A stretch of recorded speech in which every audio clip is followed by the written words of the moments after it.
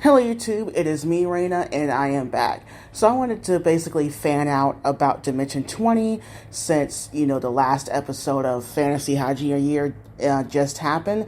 I have not watched it yet, but I can probably assume it's going to be chaotic and crazy. Now, my journey with Dimension 20 is kind of the same with Critical Role. I knew about this before I watched it. I knew of College Humor from back in the day on YouTube. I think I kind of knew they had a streaming service, but I never really looked into it. But of course, since I've gotten to Critical Role, D20 kind of came at osmosis. They crossed over a lot. Brennan came over in Critical Role and did Calamity. Abria has come in and did EXU like a couple years ago.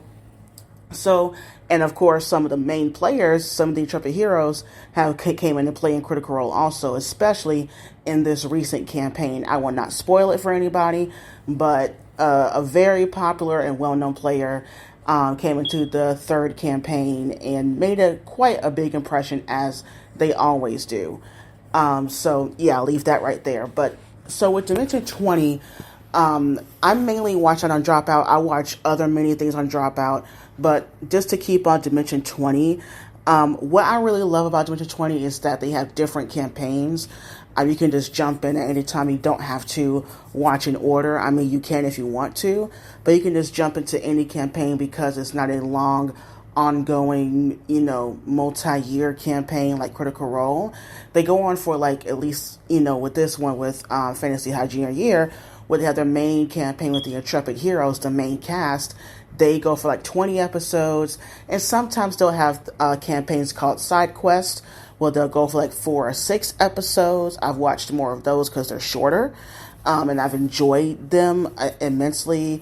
Have gotten really into Abria's DMing. I loved Burrow's End and A Court of Fey and Flowers. I really love that one. And of course, Brendan Lee Mulligan, his, chaoticness with the Intrepid Heroes is just so entertaining, and I love it. And I love how it's set up. I love the projections on the screen. It really brings you into the different worlds that they are playing in and everything like that, and I really enjoy that. And I like the lightheartedness. I mean, A Crown of Candy was probably, the most brutal campaign they've had so far for what I personally watched. I know there's probably some more that are more brutal. I think Never After is pretty brutal, but I haven't watched that one yet. And I kind of do, but it's a lot to watch. And maybe, a year or so down the line, I will watch it. But anyway, for the most part, I really enjoy Dimension 20. Like I said, I enjoy all the players, all the DMs that go back and forth. It's just really great to see another group of people really enjoying the games that they play, and knowing that they have, not only been playing together, but they've been working together since Dropout was College Humor. I remember College Humor back in the days, and that was, I was kind of watching it really early on, probably way before many of these people were even on there.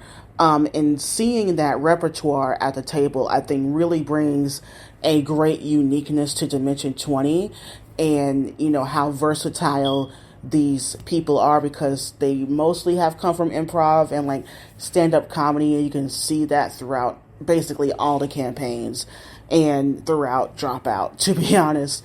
And of course, like I said, I like the crossover between them and Critical Role, and it's not some big adversary, even though maybe some fans would do that. But I like that they're kind of just, hey, we're just playing a game, we're having fun, this is just improv and fantasy, and hey, this is just we're having fun. And I love that camaraderie between both companies, and especially Dimension 20, because they have a little bit more variety, because like I said, all the campaigns are standalone, and it's like an anthology type thing, and you get a change of chemistry, a change of cast, and a change of DMs. So if I were to say my personal favorite campaign of 2020 that I've personally watched so far, it has to be A Crown of Candy.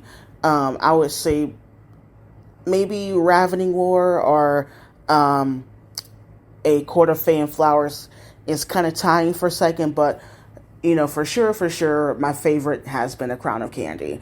That's the first one I watched, and how Brennan just walloped the players in the first episode, I was flabbergasted, and so were they. So what are your favorite campaigns from Dimension 20? Who's your favorite players? And what would you like to see them to do next? What genre do you think they would do next after Fantasy High? And, what would you like to see from them in the future? Leave your comments down below, and bye, YouTube.